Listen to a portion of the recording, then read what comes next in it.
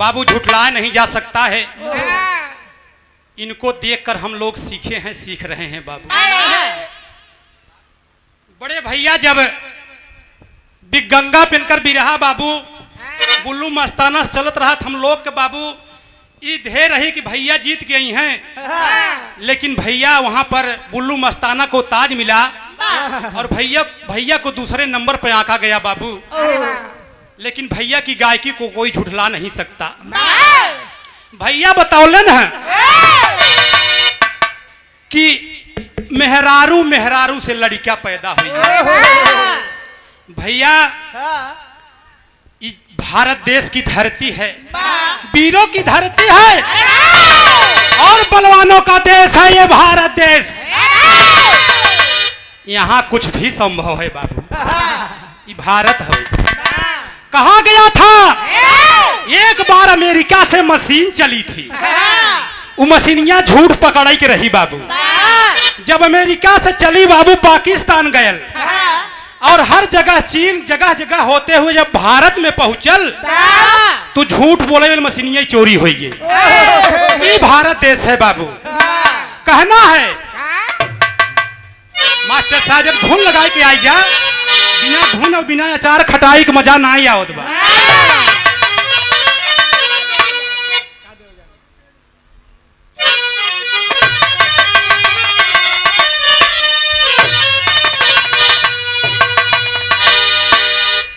गीतिया के ददा गाँव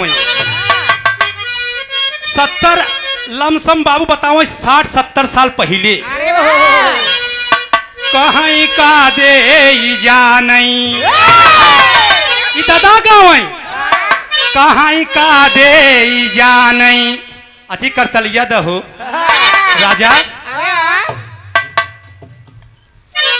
ददा बतावई कहीं का दे जानई शहर वाली कजरा का दे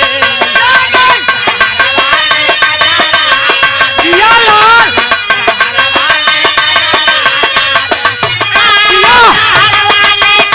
भैया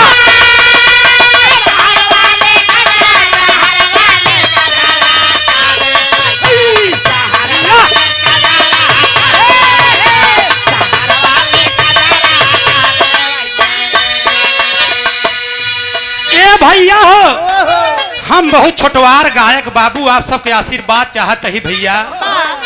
कुछ त्रुटि हो जाए बाबू बड़े भैया हम आपके बड़ा भैया मानत है भैया, आपसे सीखत है। कुछ त्रुटि हो जाए बाबू क्षमा की है आप। कहाँ का दे जानई शहर वाली कजरा का दे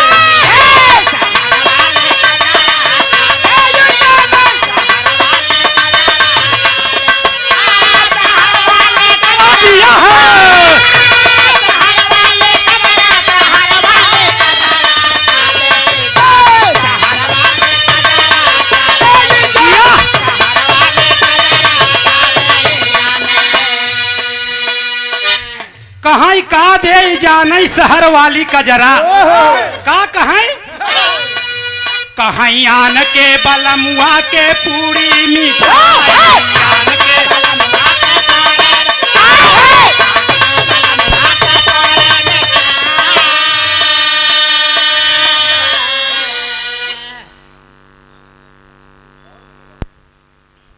ये बाबूजी के जिससे आज बाबू 13वीं में हम लोग उपस्थित हुए हैं, श्री सहदेव बाबूजी के बाबू पुत्र रत्न श्री राम स्वारथ यादव चरण स्पर्श बा बाबू आए हुए सकल समाज से हाथ जोड़ पर लगी बाबू आशीर्वाद कामना बा। अगर गाँव में कुछ त्रुटि हो तो बाबू आप सब क्षमा करी हैं। 201 रुपए का आशीर्वाद का कहा है?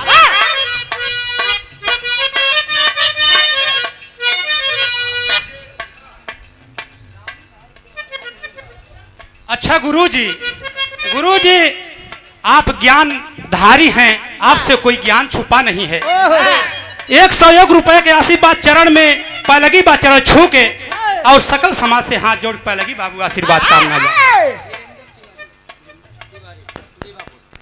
और ये गुरुजी श्री धीरेन्द्र तिवारी बाबूजी के कर कमलों में कोट कोट नमन बा, चरण बंदगी बा, पहलगी बा और सकल समाज से हाथ जोड़ पहलगी बाबू आशीर्वाद कामना बा। निभापुर की धरती से कहाई आन के बलमुआ के पूरी मिठाई आन के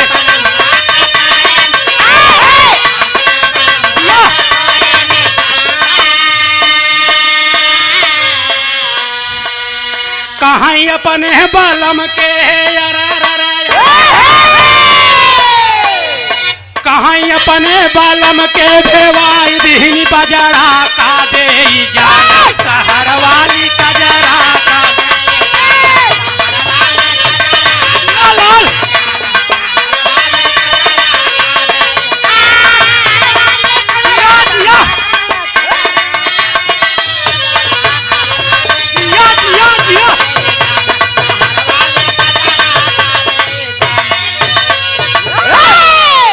ये बाबूजी के श्री सहदेव यादव बाबूजी के बड़े लड़के श्री राम आश्रय यादव बाबूजी के कर कमलों बाबू 100 रुपए का आशीर्वाद चरण छो के पालगी बा बाबू सकल समाज से हाथ जोड़ पालगी बाबू आशीर्वाद कामना बा। हरा भरा परिवार रहा है बाबू और फिर भी कोई मौका अगर आए बाबू तो हम सब की सेवा का अवसर जरूर दें।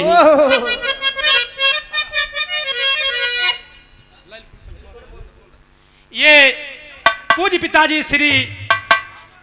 पूज्य पिताजी के छोटी बेटी श्रीमती प्रभावती बहना के कर कमलों द्वारा ये पूर्व प्रधान रसूलहा पट्टी प्रतापगढ़ की धरती से 201 रुपए का आशीर्वाद चरण छू के पालगी बाबू और आए हुए तमाम नात रिश्तेदार और ग्राम सभा के सब लोग के बाबू सब छोटे बड़े सब की 100 नमन बा पालगी बाबू आशीर्वाद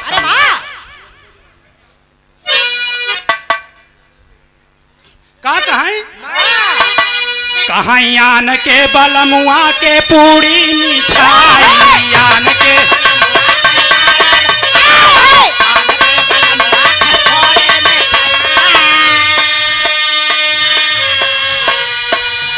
कहां अपने बलम के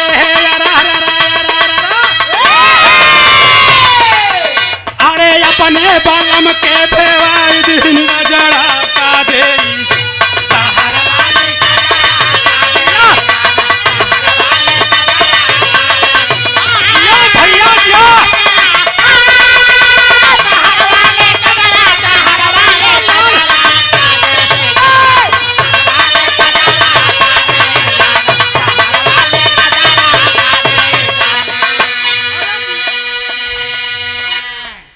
आन के बलमुआ के पूरी मिठाई अपने बलम के भेवाई दिहन बजड़ा का दे जानी शहर वाली लेकिन और का बतावई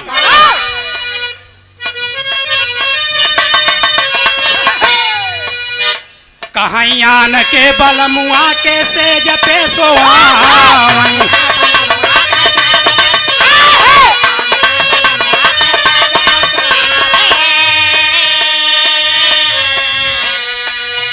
कहां अपने बलम के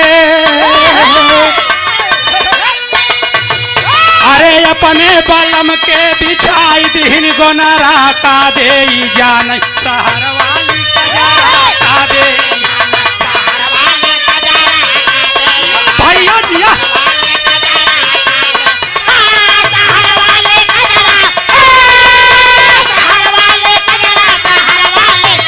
दिया दिया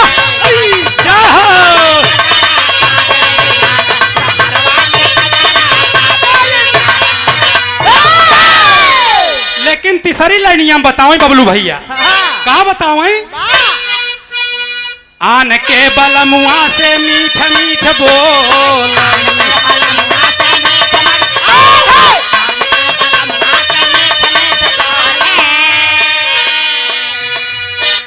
कहीं अपने बलम के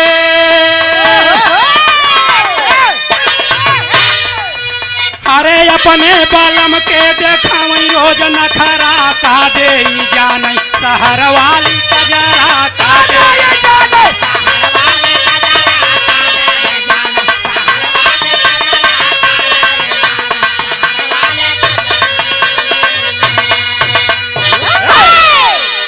ये भैया हो धुन तराना बाबू त ई छड़ी का आनंद हो ई होत रहे बाबू गाना गाना के बीच में जब मांग होत रहत है भैया बड़े भैया बिरहा सुनाए हर से बड़ी बढ़िया बाबू बड़ी मार्मिक कहानी अरे वाह बाबू प्रसंग के तौर पे बाबूजी बताए कि इस धरती पर जो है भागीरथी ने गंगा को लाने का काम किया और गंगा जब आई है किस कारण से गंगा को लाने का काम किया बाबू सगर के 60,000 पुत्र जेके तारे बिना बाबू कहते हैं कि 60,000 3 जने बिना चिता का फन के जलिए रहे 60,000 में 60,000 सगर पुत्र भस्मासुर और गुरुजी बताया जाता है 3 जो हैं एक भस्मासुर थे और एक जो है कामदेव और एक के रहा गुरुजी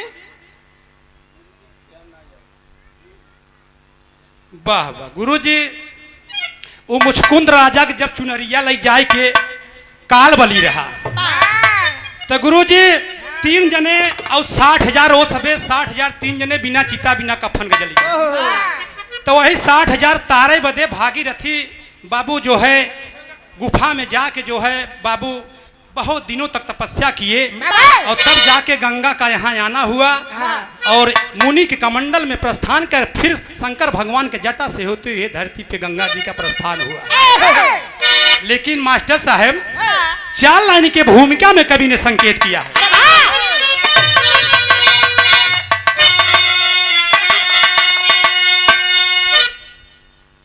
अरे बेटा वही जो पिता से नवे हरे कष्ट पितु का कहावे वो बेटा बेटा वो अभिमन पिता हरि से मीटा अरे गवाया हीरा मन कहावे वो बेटा बेटा वो भीषम पिता मह कहाए अरे पिता है तू भय ब्रह्मचारी उ बेटा बेटा उ भागीरथी ला के गंगा दिया कुल को तारी कहावे उ बेटा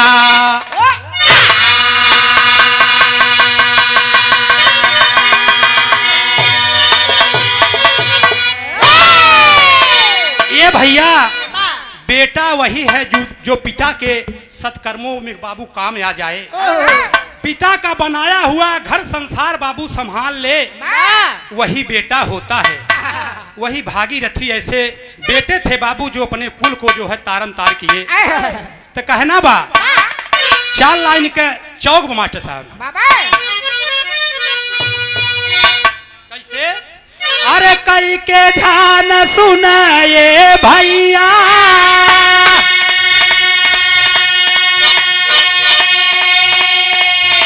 अब कहब कहानी एक सुंदर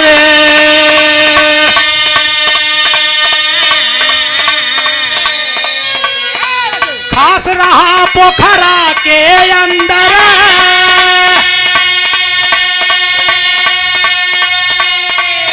अरे मेघाय कथे सुना जबर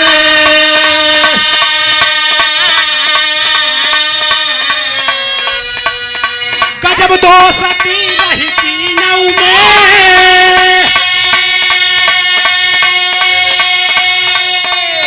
अरे बिन देखे ना होत गुजर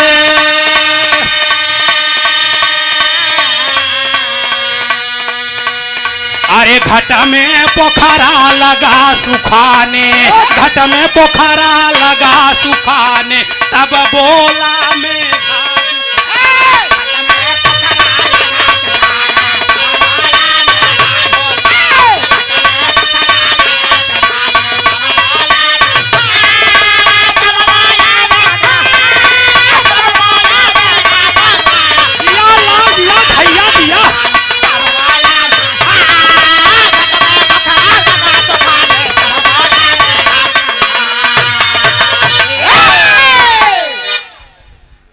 के ध्यान सुना ये भैया कहब कहानी एक सुंदर खास रहा पोखरा के अंदर मेघा एक ठे सुना जबर गजब दोस्ती रही तीनों में और बिन देखे ना होत गुजर। ये कहानियां में पता चल जाए बाबू। और घट में पोखरा लगा सुखाने तब बोला मेघा दुख दर। पोखरा के अंदर एक मेढक रहता था बाबू। जैसे आज झूरा पड़ा हुआ है ऐसे झूरा काल आ गया बाबू। और उस समय मेढक जो है उस तालाब में रहता था। पानी सूखने लगा और सूखने के कगार जब तालाब आ गए पंचो तो मेढक की चिंता हो लगल। जब मेढक की चिंता हो लागल तो वही तलबुआ पर हंस हंसनी के जोड़ा रहत रहे। वही हंस हंसनिया से मेढक गया हाथ जोड़ के कहा कि ये दोस्त हमारा जान आज सासत में है, हमें बचा लो। ए भैया हंस हंसनी हर चिंता होत बका होता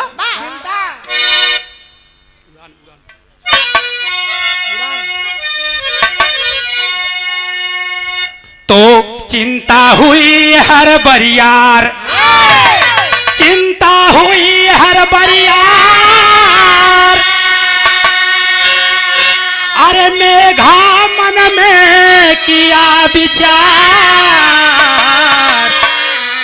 हरे राम पोखरवा झूर भवा। इलाहाबाद होरी चला। अरे राम पोखरवा झूर भवा। अरे रामा रामा रामा रामा अरे मोरे रामा पोखरवा झूर भवा।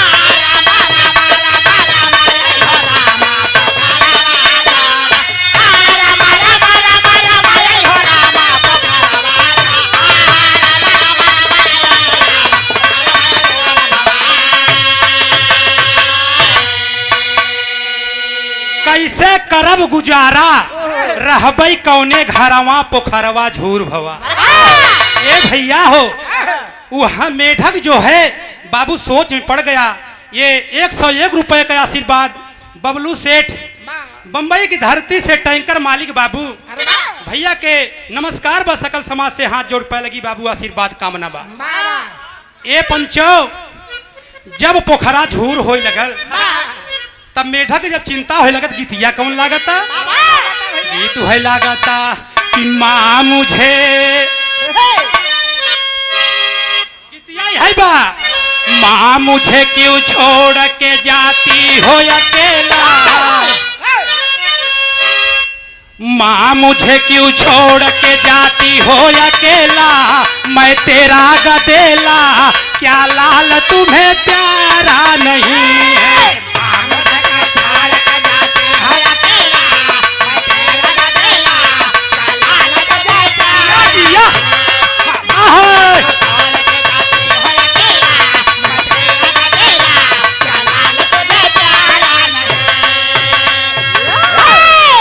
ये पंचो लेकिन गीतिया ये तो गीत रहल बाबू लेकिन भाव में कहना बा। का कहत मेढक क्षण में कहे दोस्त मेरा प्राण बचाओ। क्षण में कहे दोस्त मेरा प्राण बचाओ। यहाँ से हटाओ कि अब यहाँ गुजारा नहीं।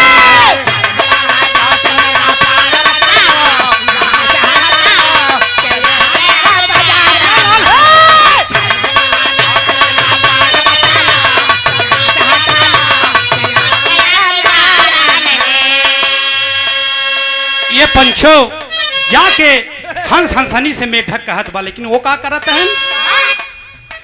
जाई रे कहे हंसा दुई न ऊपरानी।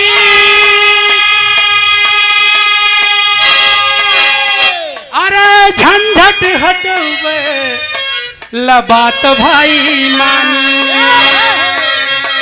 टुक में कहे कोई उपाय बनाओ। में कहे कोई उपाय बनाओ यहाँ से हटाओ कि अब यहाँ गुजारा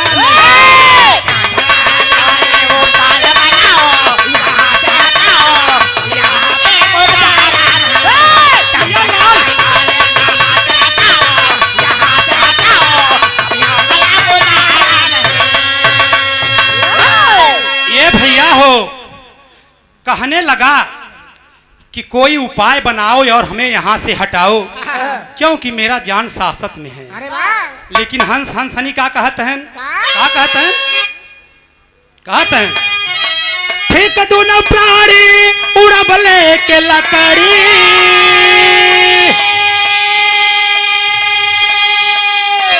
लटक के चला भैया बिचवई में पकड़ी। कहते हैं दोनों लकड़ी ले आओ और हम सब पकड़ब चंगुलवा से, वही चंगुलवा हथवा से अपने तू पकड़ ली है और यहाँ से ले चलब। कहा था डट के कहा था दूर तेरी, डट के कहा था दूर तेरी न लगाओ, यहाँ से हटाओ कि अब ना गुजरा।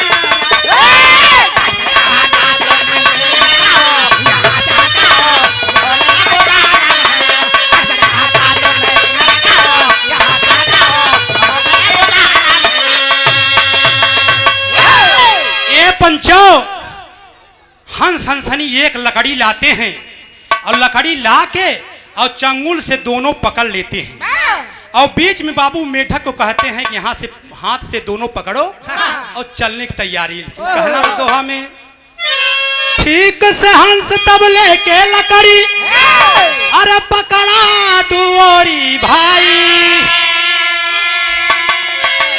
ताक बीच में कहीं लगा पकड़ तू मेघा भाई।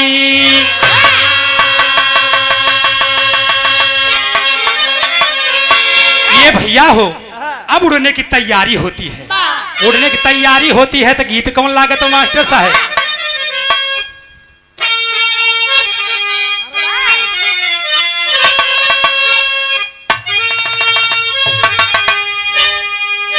गीतिया है बा का, अरे झुलनिया का गुजवा, अरे टूटला है राजा, जवनिया में गड़िया छूटल है राजा।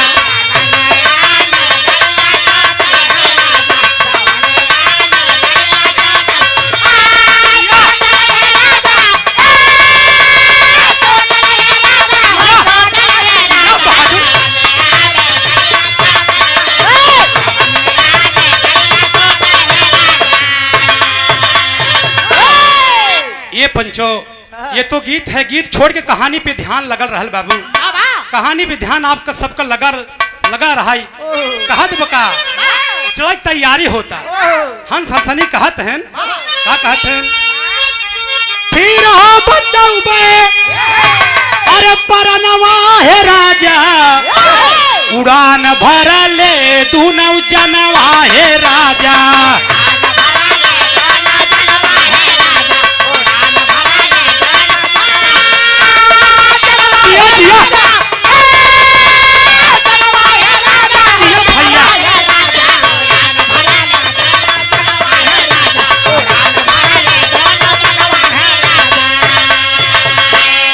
भैया फिर हो बचैबे परनवा ये राजा, उड़ान भर ले दूनौ जनवा ये राजा।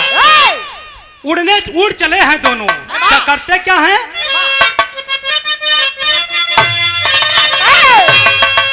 अरे दरअसल उड़े तीनवा धे गगनवा,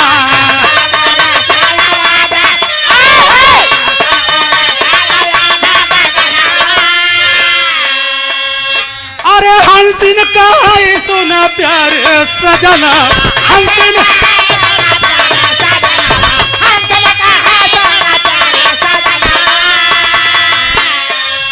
अरे निका निका गावा चला गनवा है राजा,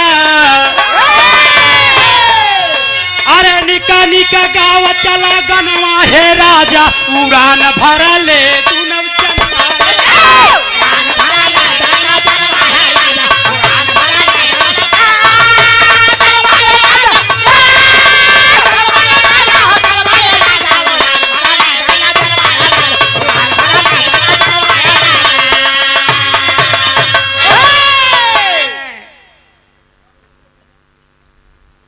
ये श्री संतोष कुमार पुत्र श्री छोटे लाल प्रधान, ये भैया ये ग्राम के मुखिया जी, जो प्रथम बाबू प्रथम इंसान मुखिया के कहा जाता है, मुखिया को कहा जाता है बाबू। ये चाहे अगर तो गांव को स्वर्ग बना दे बाबू।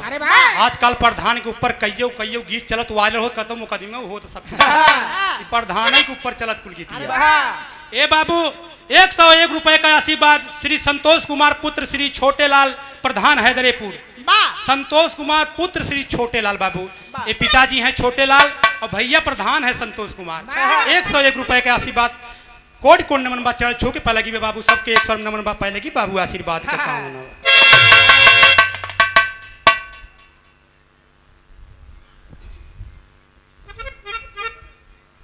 गुरुजी 8 तक पढ़े है और पढ़ाई रज हमरे कम आवत है। ये अतुल यादव, ये भैया अतुल यादव पुत्र स्वर्गीय जंग बहादुर यादव पूर्व प्रधान, इनके पहले प्रधान। इनके कर कमलोदरा बाबू 101 रुपए का आशीर्वाद भैया करें। जौन पहला इनाम में आई है ये ग्राम सभा काम करें भैया, फिर जीत के आवई। और अब की नाम में आई है इनसे ज्यादा काम करवाओ भैया, तू जीत के आवा, आप फिर जीत के आवई। जंग बहादुर प्रधान कोट कोट नमन बाबा चरण से पहले की बात, सबके 100 नमन बा पहले की बाबू आशीर्वाद कामना बा। गाना कहाँ रहा मास्टर? निक निक किस्सा सुनावई डगरिया, खुशी भय मेघा खुशी पंछी। गुरुजी जब हंस हंसनी दोनों आकाश में उड़ेन बाबू, तो हंसवा अपन पंखा फैलाए उड़त, हंसनी अपन पंखा फैलाए हर उड़ता। और मेढक का सूझता, अब उनके पानी में रह के यहाँ पार से वहाँ पार, यहाँ पास वहाँ पार, उनके अब एक पकड़ के इसी लटका है। उनके कहा तो कुछ ऐसा गीत गौनई हो जाए जौने सफर कट जाए। ए भैया अब हंसनी जौन बाटे हंस कहत कि ए राजा जी कुछ ऐसा गीत सुनौते तो हमार सब सफर कट जाते।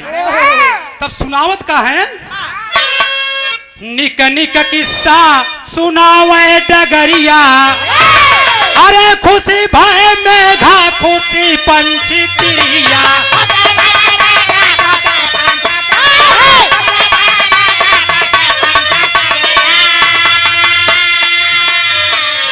अरे परिखे उड़ई लागती नौ जनवा है राजा,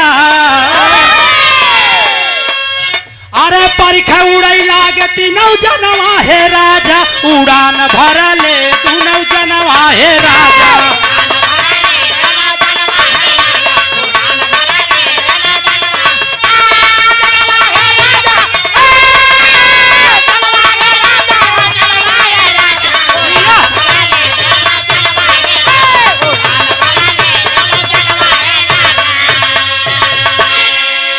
ए बाबू किस्सा को सुनाते सुनाते डगर चलने लगे और किस्सा को परखने लगे।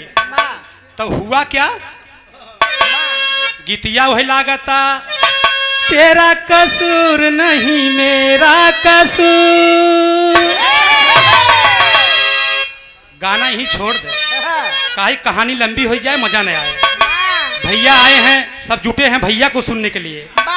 तो कहना बा गीत में भाव में, फौरन खुशी हुआ मेघाया पार,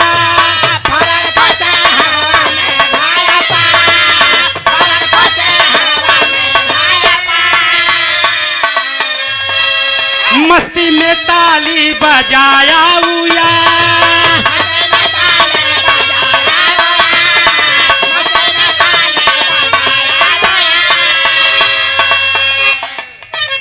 न मन में अपने सोचा न आंख से वो देखा, वो तुरंत गिर गया। हे बाबू हो जब तलिया बजाए मेढक बाबू, हथवा से जो है लकड़िया छूट गया, तो छूट गया बाबू आके जमीन पे गिर गया। पंच जब जमीन पे गिर गया तो हंस हंसनी ऊपर से उड़ रहे हैं, बड़ी गलानी हो रही, जिनको बचाने के लिए हम लोग ले जा रहे थे। जमीन पे इतने ऊपर से गिरा है बाबू, वो हंस स्वर्गवासी हो गया। जब स्वर्गवासी हो गया तो विदेशिया के भाव में कहना हुआ,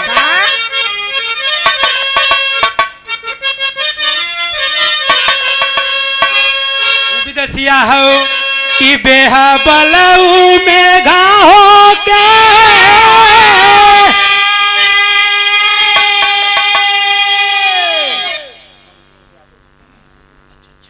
ये 100 रुपए का आशीर्वाद बड़े भैया श्री संतोष कुमार यादव भट्ठा मालिक कोयला सप्लायर भैया गुरगुजी भिदुना की धरती से भैया के नमस्कार बा सकल समाज से हाथ जोड़ पर लगी बाबू आशीर्वाद कामना बा।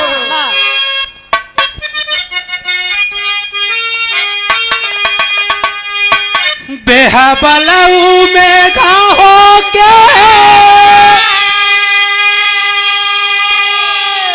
अरे तालियां बजावले हो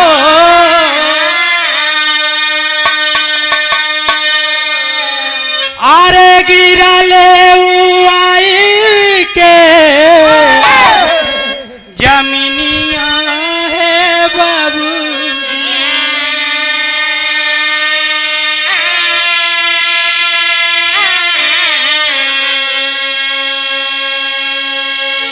तो भैले स्वर्गवासी दादुर हंसता आइले हो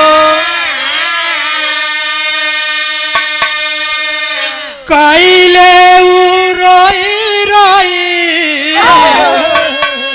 गलनिया ये बाबूजी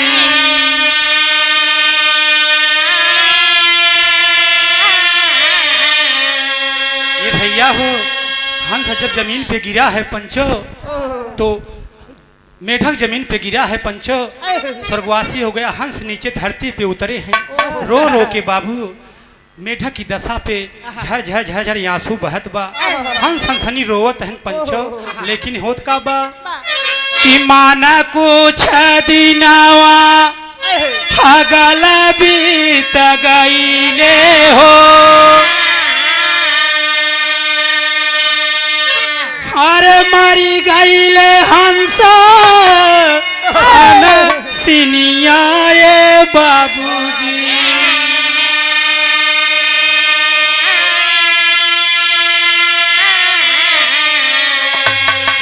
लेकिन अरे अगला जन्म दादुरा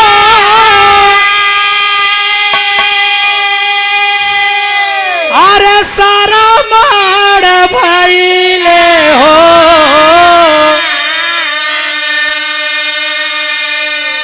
हर पिता हंस माता हनसिनिया ए बाबूजी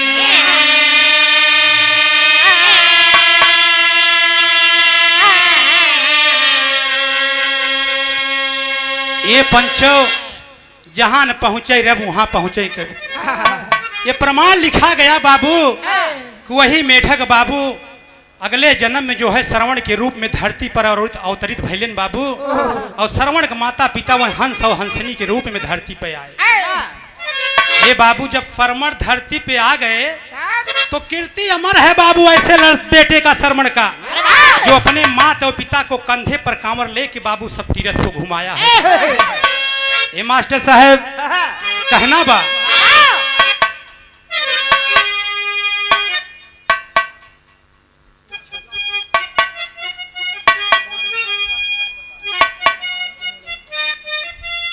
बाबू 100 रुपए का आशीर्वाद यादव सेठ जी के पत्नी के द्वारा यह लिखा लाला भैया 100 रुपए का आशीर्वाद चरण स्पर्श बा और अगर बाल बच्चा परिवार हो बाबू जुग जुग जिए और यहाँ घर के बाबू धान धान से घर भरा रहे और बाबू बहुत तरक्की करे जैसे सुने में आता है बाबू संतोष भैया बताते हैं कि ये बाबू इनकी बड़ी सी बस सज के यहाँ से दर्शनार्थी को लेके बाबू बम्बई की तरफ रवाना होती है शायद शिरडी वाले बाबा के यहाँ जाती है। सुना गया है बाबू बहुत महान आत्मा बाबू श्री सहदेव यादव की जो है आज 13वीं के उपलक्ष्य में कार्यक्रम चल रहा है जहाँ भी त्रुटि हो बाबू क्षमा कर देना। और ये भैया 500 रुपए का आशीर्वाद 500 रुपए आया है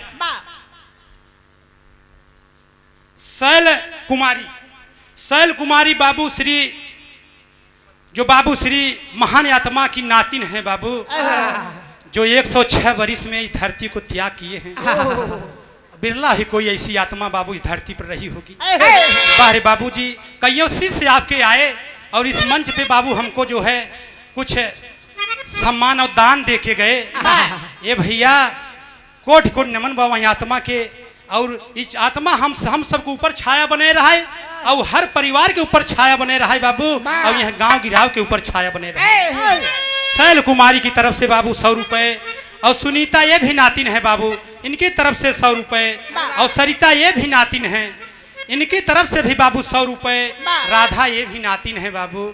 बाहरे बिटिया बाहरे बच्ची पढ़ लिख के अपने इस कुल खानदान का नाम रोशन करे, और बाबूजी के बाबू जो है दिए गए कर्मों को, दिए गए जो है ये धन धान से भरा बाबा पूरा परिवार सबका बाबू मान सम्मान बढ़ावा तू सभी। और ये गीता देवी बाबू इनकी नतोव हैं, ये 100 रुपए, और मनीषा बाबू जी की ये पंतिन है। कोट बाबा सबके आशीर्वाद बा, और जोन बड़े हैं सबसे आशीर्वाद चाहिला, आशीर्वाद चाह बा, और सबके 100 नमन बा पहले की बाबू आशीर्वाद।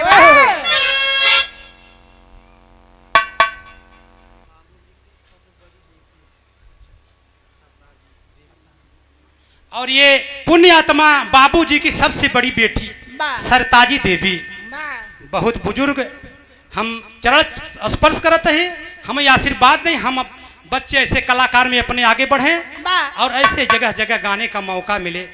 चरण स्पर्श बा, सब भैयन से 100 नमन बा पहलगी बा, और दादा हरन से पहलगी बा, और सब छोटन बड़न से नमस्कार, सकल समाज से हाथ जोड़ पहलगी बाबू। ये बाबू जब श्रवण का जन्म होता है, वो जो मेघा बाबू धरती पे गिरता है, और हंस हंसनी बाबू श्रवण के माता पिता के रूप में जन्म लेते हैं, तो होता क्या है, तो रउरे श्रवण मात पिता को चली भय तीर्थ कराने, रउरे श्रवण मात पिता को चली भय तीर्थ कराने, पहुंचे काशी और बनारस, अरे अवधपुरी नियराने, अरे राम पोखरवा झूर भवा, रउरे शर्मा ढोमई लइके बहिया गरवा, पोखरवा झूर।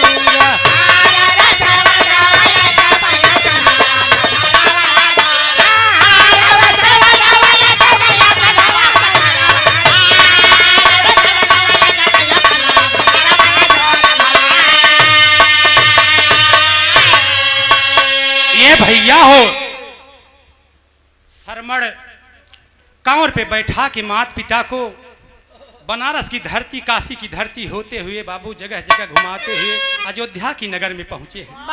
अयोध्या के नगरी में जब पहुंचने तो होत का मास्टर साहब, तो साबित अंधी अंधा बोले, अरे भाई शरमण से उस बार खास पिलाओ पानी बेटा, सूखत गला हमार। ये भैया हो जब अयोध्या नगर में पहुंचे तो कहा गया कि सरजू तीरे पे नगरिया अयोध्या लहर। ए बाबू जब पहुंचे हैं वहां पर तो श्रवण के अंधी अंधा माता पिता को प्यास लग गया।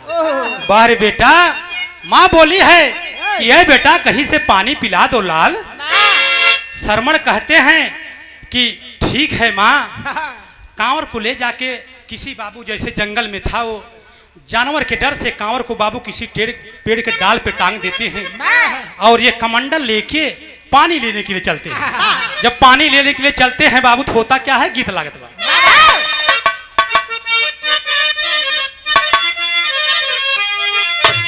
यह गीतिया बा कि पटना से बैदा बोलाई दा, पटना से बैदा बोलाई दा, नजरा गई गोई। पटना से बैदा बोलाई दा, नजरा गई। पटना से बैदा बोलाई दा,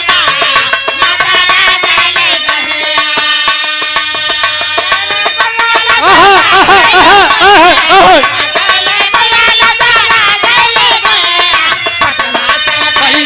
बोलाई द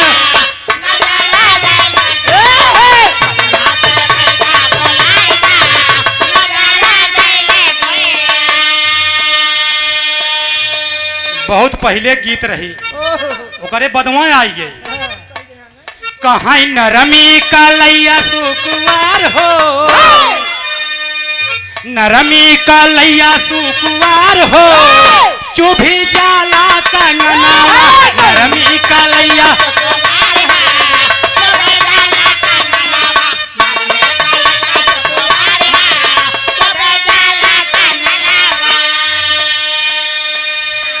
लेकिन अब आई गई कहाँ हे बूढ़ा काजर लगाइल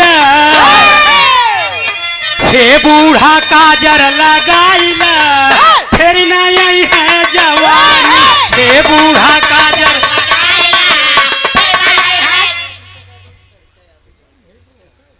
101 रुपए का आशीर्वाद सरिता यादव जौनपुर की धरती से शेरे हिंद जौनपुर की धरती से। ए बाबू कहा जाता है जिस जौनपुर में एक गांव बा बाबू अगर वहां ढेला मरब तो बाबू IAS PCS के ऊपर गिरे जौनपुर की धरती पे बाबू 101 रुपए का आशीर्वाद बहुत प्यार दुलार उस बहन को आशीर्वाद चाहिए बहन से सब पंचन से 100 नमन बा लगी बाबू आशीर्वाद का लेकिन वही छोड़ दो के सरमड़ा जी भैले तैयार हो सरमड़ा जी भैले तैयार हो आ नहीं गईले पनिया सरमड़ा जी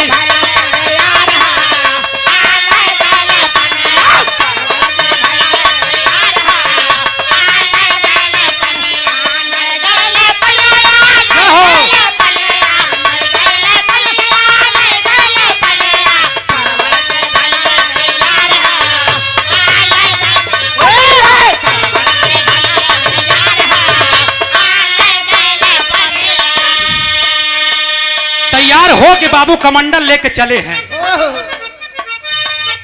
कहां पहुंचे हैं त्रासित कमंडल लगा नहीं गईले पनिया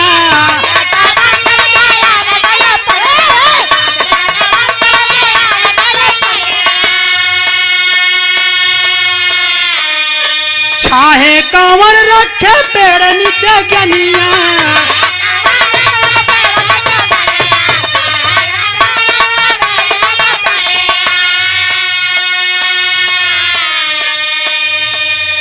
तुरंत गए सरजू किनार तुरंत गए सरजू किनार हो आ नहीं गईले पनिया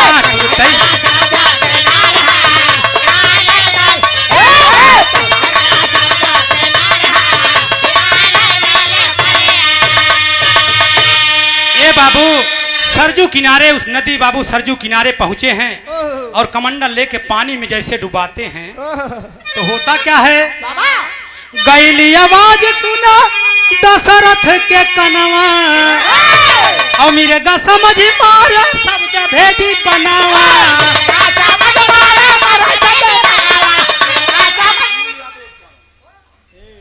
ये भैया बड़े भैया सर्वेश यादव 51 रुपए का आशीर्वाद और श्री सुनील यादव 51 रुपए का आशीर्वाद भैया के नमस्कार बा सब सकल समाज से हाथ जोड़ पहलेगी बा बाबू आशीर्वाद कामना बा गईली आवाज सुना दशरथ के कनवा और मिर्गा समझ मारे सब भेदी लेकिन होत का बा जब लगल तिरिया जाय के कैले कहरा उस बार हो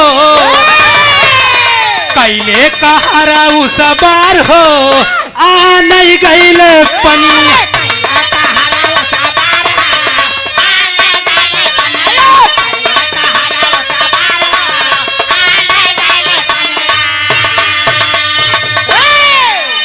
ए बाबू जब बाण लगा है बड़े बड़े लोग कहते हैं पंचो कि कमंडल शब्द वेदी जो बाण चलता है शब्द के ऊपर चलता है कमंडल पानी में डूबा रहे थे तो उनके ऊपर कैसे फिर उनके सीने में कैसे लगी प्रमाण दिया जाता है ये पंचो कबीर जी ने प्रमाण दिया कि वो हत्या हुई थी बाबू क्यों हत्या हुई थी जो मेढक उस तालाब में था बाबू। उसे मारने के लिए एक बहेलिया रोज आया जाया करता था और ढूंढता था उसे। जब मिला नहीं बाबू तो बहेलिया प्रण किया था कि चाहे जैसे हो तुम्हें मारूंगा जरूर। वही बाबू बहेलिया इस जन्म में दशरथ के रूप में धरती पे आया। प्रमाण मिलता है बाबू। लोग कहते हैं मनु जी का अवतार है दशरथ। लोग कहते हैं धरती की खुदाई हुई थी तो 10वें रथ पे बैठ के आए थे दशरथ। कईयों प्रमाण है बाबू, लेकिन हमारा प्रमाण है कवि जी जो लिखा है। वो बहेलिया जो है दशरथ के रूप में बाबू श्रवण को ढूंढ रहा था। और कहा गया जब सदभेदी बाण चला है तो वास्तव में कमंडल के ऊपर लगना चाहिए था, लेकिन उस सीने पे लगा। ये बाबू इस वीर रामायण में बहुत से रहस्य छुपाए गए हैं पंचो, जो हम लोग नहीं जानते हैं।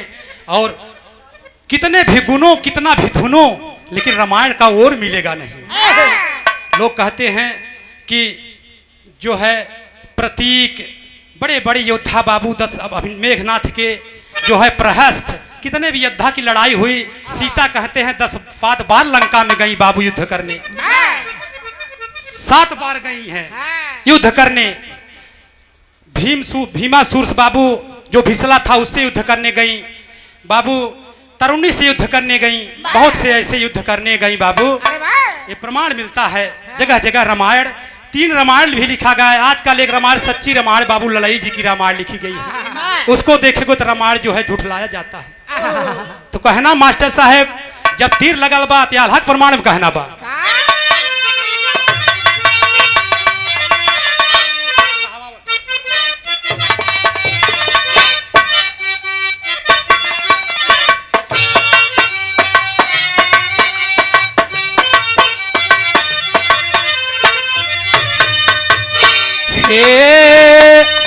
खास भूपयाई गईले, खास भूपयाई गईले लाल के समनवा भैया।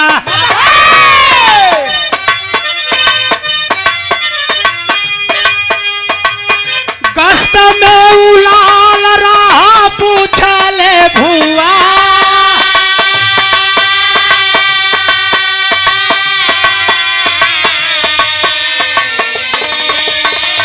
घूमई कैसे आया लाल, घूमई कैसे आया लाल सरजू की नरवा बेटवा।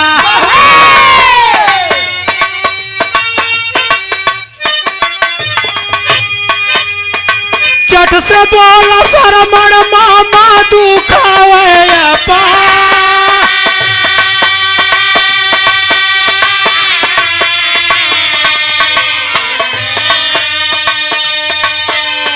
छपटियात होई है प्यासे, छपटियात होई है प्यासे बाप महतरिया राजन।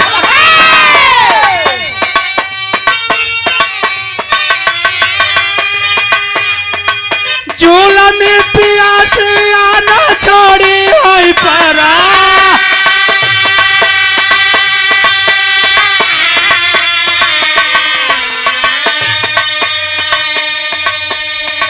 ये भैया हो कहत हैं कि माता पिता पानी की प्यासल हैं राजन, जाके 2 घोट पानी पिला दो, क्योंकि इस पानी के लिए हम सरजू नदी के तीरे आए थे। बाहरे समय मनई करे न करावे समैया यही कुल करावे। ये पंचो हो इस समय जी के चाहे गिरा दे और समय जी के चाहे बाबू मार दे। बाहरे समय समय राजा हरिश्चंद्र के ऊपर पड़ी बाबू, तो जाके गंगा के किनारे मरघट काम कैलन बाबू। समय के करे ऊपर नाय परिबा, राजा विक्रमादित्य के ऊपर समय परिबा पंचो। तो भूजी मछरिया जल में कूद गए पंचो, और खुटिया जौन नौलखा हार लील गए पंचो। बारे समय समय बाबू चाहे जौन कराई दे। कहत हैं का कहत हैं झट से पियावा मामा, झट से पियावा मामा जाई के तू पनिया भैया।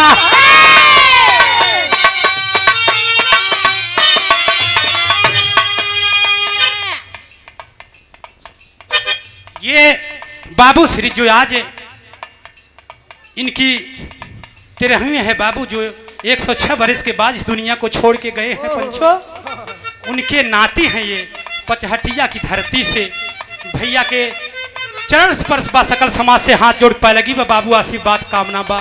भंडारा चलत बा बाबू, बड़े बड़े बाबू साधु महंत जौनपुर की धरती से, मछली शहर की धरती से, प्रयागराज की धरती से सब आए हैं बाबू। भोजन ग्रहण कर रहे हैं, प्रसाद ग्रहण कर रहे हैं। वाह रे बाबू जी, कहना बा झट से पियावा मामा जाई के तू पनिया भैया।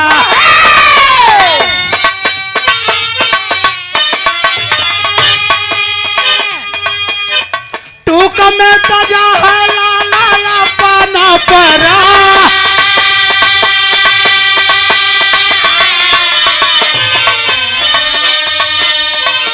ए भैया हो, जब पनिया का मंडलवा से राजा दशरथ उठैलन है तो लाल जौन बाटे शरमण अपन प्राण त्याग देहस पंचो। जब शरमण प्राण त्याग देहन पंचो तो होत का बा थक होई गईले भूप, थक होई गईले भूपा लेके चल पनिया भैया।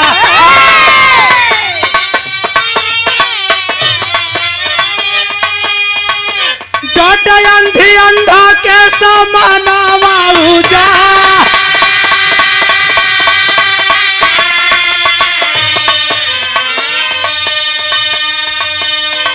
ढंग से पियावई लागे दोनों जन के पनिया भैया।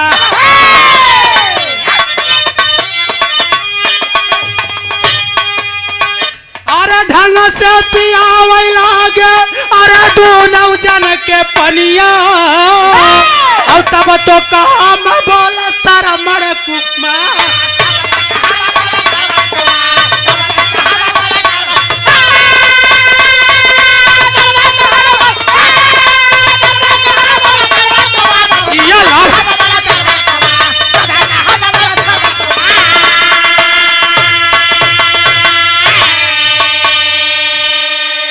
गाने का बाबू आखिरी प्रमाण हमारा भी आ रहा है।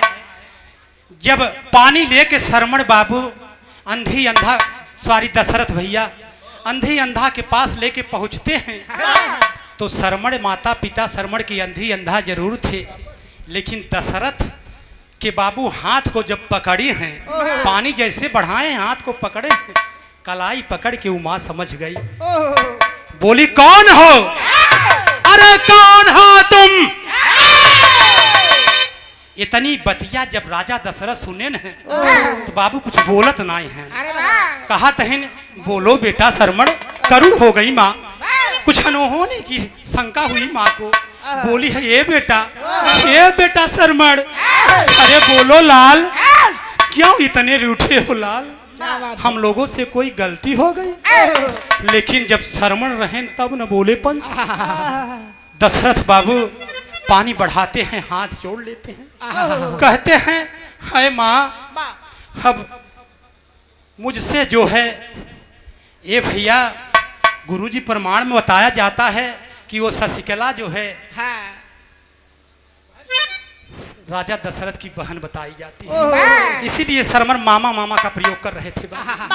ये पंचो जब पनिया को उठा के देते हैं तो माँ जो है समझ जाती है और शरमण दशरथ हाथ जोड़ के खड़ा हो गई, हाथ जोड़ के पूछे लागन पंचो गलती हो गई से, निरपराध हत्या हो गई हमसे, मैं जान नहीं पाया, मिर्गा समझ के मैंने बाण को चला दिया। और शरमण लाल जो है इस लोक को छोड़ के परलोक चला गया। अरे बाहरे लाल, प्रमाण मिलता है माँ के खातिर उलाल अपने शरीर को त्याग दिया। बताया जाता था कि शरमण को मीठी खीर दी जाती थी और अंधी अंधा को बाबू खट्टी खीर दी जाती थी। एक दिन खिरिया लेके शरमण खुद ही पी गए बाबू। जब जान गए तो अपने पत्नी के अपने घर से निकाल देते हैं। कहते हैं माता पिता की सेवा जो कर लिया बाबू वो धन्य हो गया। किसी भगवान और किसी भी भगवान में इतनी ताकत नहीं है जो माता पिता की सेवा को झुठला दे बाबू। कहना बा जब बाबू पानी दे लागेन अब बतावे लागेन तो अंतिम प्रमाण में कहना बा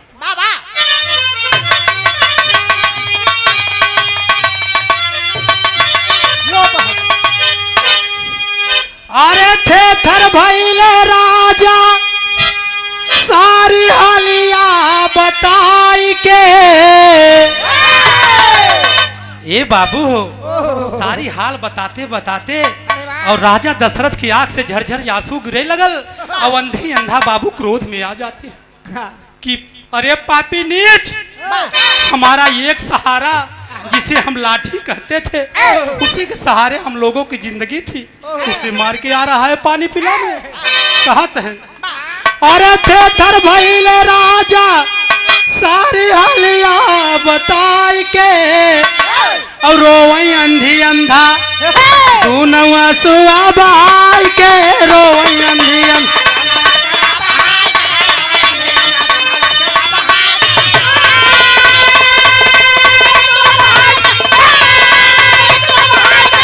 भैया दिया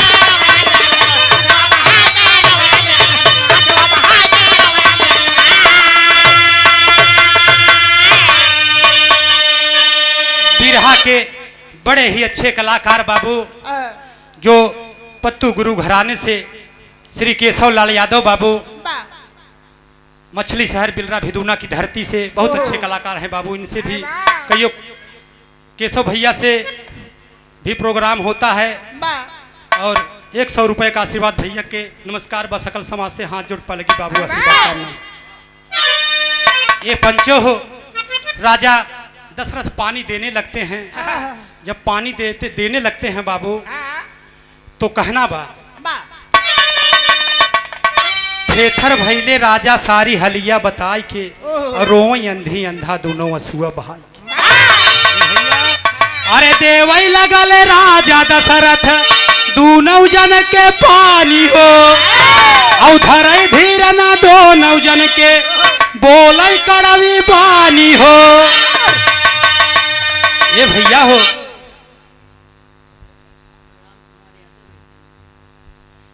बड़े भैया श्री राम कुमार यादव बाबू रहीचंदा की धरती से सराय रहीचंदा की धरती से त्रिभुवन भैया बतौलन हैं कि हमारा बुल्लू मस्ताना को वहाँ कार्यक्रम हुआ था उसी के बगल मादर डी के बाबू बगल में रहीचंदा है।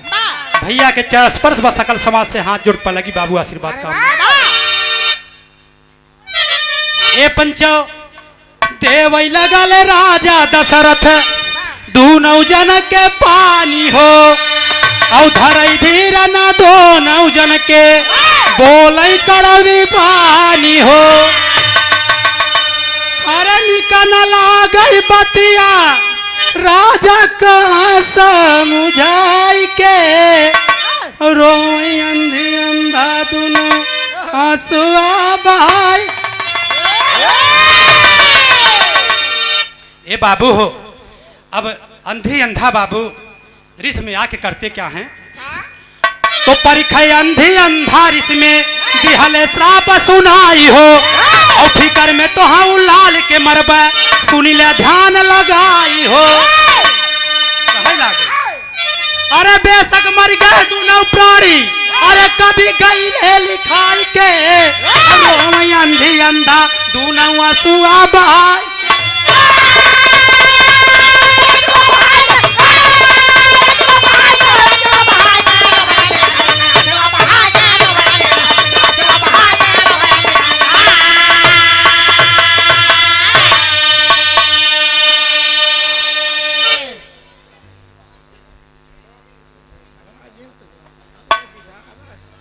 ये पिता तुल्य बाबू श्री गोवर्धन यादव 101 रुपए का आशीर्वाद बसेरवा की धरती से पिताजी के चरण स्पर्श बाबू सकल समाज से हाथ जोड़ पलगी बाबू आशीर्वाद का बेशक मरी गए दोनों प्राणी कभी गईले लिखाई के रोवई अंधी अंधा दोनों असुआ। ये भैया तो भाखई कभी ललता लयदारी भाखई कभी ललता लयदारी और मुरसिद विश्वनाथ गुणकारी हे राम पोखरवा झूर भवा नाम पदार्थ लिखले लहरवा पोखरवा झूर।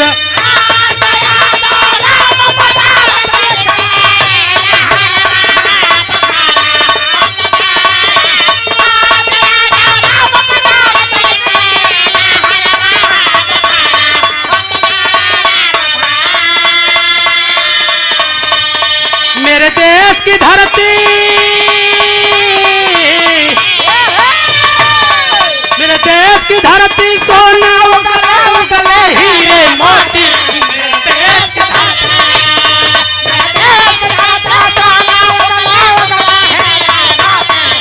मेरे देश की धरती, मेरे देश की धरती सोना उगले उगले हीरे मोती।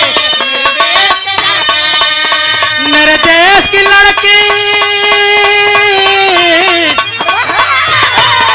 मेरे देश की लड़की पहन के वर्दी भाई पुलिस में भर्ती। मेरे देश की लड़की पहन के वर्दी भाई पुलिस में भर्ती। मेरे देश की लड़की, मेरे देश की लड़की पहन के वर्दी भाई पुलिस में भर्ती। मेरे देश की लड़की। ओ